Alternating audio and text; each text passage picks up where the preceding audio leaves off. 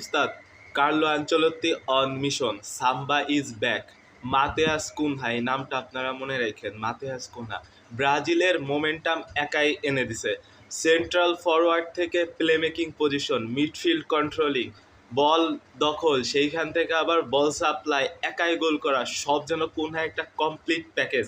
প্রথম ম্যাচে যে কুনহাকে কেন নামানো হয় না এটা আমার মাথায় আসতেছে না। কার্লো আনচেলত্তি অবশেষে তার প্রিয় ফরমেশন এবং পারফেক্ট কম্বিনেশন কিন্তু অলরেডি খুঁজে পেয়ে গেছে, যেখানে সব থেকে বড় অস্ত্র হচ্ছে কুনহা। এবং ডিফেন্স নিয়ে আলাদা করে কথা বলতে হবে, ব্রাজিলের এই ম্যাচের ডিফেন্স ছিল একদম সলিড। পাশাপাশি মিডফিল্ডে কুনহার অন্তর্ভুক্তি ব্রাজিলকে অনেক বেশি শক্তিশালী করছে এই ম্যাচের জন্য।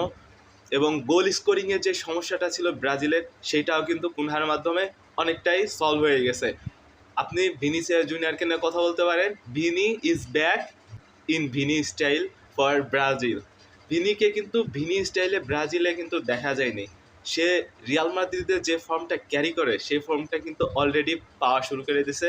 ওয়ার্ল্ড কাপের শুরু থেকে মরক্কোর বিপক্ষে সমতাসূচক গোল, আজকে দুর্দান্ত একটা ফিনিশিং থেকে গোল। ব্রাজিল তার হেক্সা মিশনে যদি এইভাবে কম্বিনেশন ধরে রাখতে পারে এবং কার্লো আনচেলত্তি যদি প্লেয়ারদের মধ্যে এই বন্ডিংটা যদি ক্রিয়েট করে দিতে পারে, ব্রাজিল যে ভয়ঙ্কর রূপ দেখাচ্ছে, আপনি ওয়ান অফ দ্য বেস্ট কন্টেন্টার আপনি বলতে পারবেন ব্রাজিলকে এই ওয়ার্ল্ড কাপের জন্য। এবং তাদের হেক্সা মিশন বেশি দূরে নাই। গতকাল যে ফরমেশনের কথা বলছিলাম সেইখানে একটু রদবদল হয়েছে, ফরমেশনটা ঠিকমতো না থাকলেও 4-4-2 ফরমেশন এবং প্লেয়ারগুলো কিন্তু একই ছিল। গতকাল অ্যানালাইসিসের যে প্লেয়ারগুলোর কথাই বলেছিলাম তারাই স্টার্ট করেছে। তবে ফরমেশন অনুযায়ী রাফিনাকে এই ম্যাচে ভিনির উপরে লেফট উইং থেকে খেলানো হয়েছে, যাতে রাফিনার যে ফর্মটা সেটা সে ক্যারি করতে পারে। দেখা গেছে রাফিনা তার যে আশাটা করেছিল রাফিনার উপর সেটা ফুলফিল করতে পারেনি এবং হাফ টাইমের আগে সে ইনজুরি অবস্থায় মাঠ ছাড়ে। তবে তার ইনজুরিটা গুরুতর নয়, যতদূর মনে হচ্ছে গুরুতর কোনো ইনজুরি নয়। পাশাপাশি ড্যানিলো খুবই সলিড ছিল, মার্কিউনিস এবং গ্যাব্রিয়েল দুইজন আউটস্ট্যান্ডিং, পুরো আউটস্ট্যান্ডিং। ব্রাজিলের ডিফেন্স তারা দুজন একদম পুরো কন্ট্রোলিং করছে। ড্যানিলো অনেক বেশি সলিড ছিল।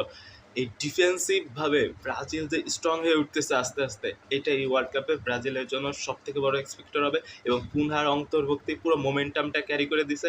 এবং জাস্ট নেইমার যদি ব্যাক করে তখন যে ব্রাজিল টিমটা হবে, samba is back, samba is back এবং ব্রাজিল অন মিশন।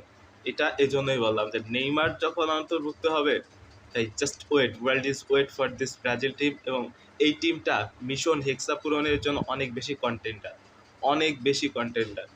এখন আপনার কি মনে হয় এই ব্রাজিল টিম কত দূর পর্যন্ত যেতে পারে? অবশ্যই কমেন্ট করে জানাবেন। এবং এই ম্যাচের ম্যান অফ দ্য ম্যাচকে এবং আপনার চোখে বেস্ট প্লেয়ারকে অবশ্যই কমেন্ট করে জানাবেন। So bye bye.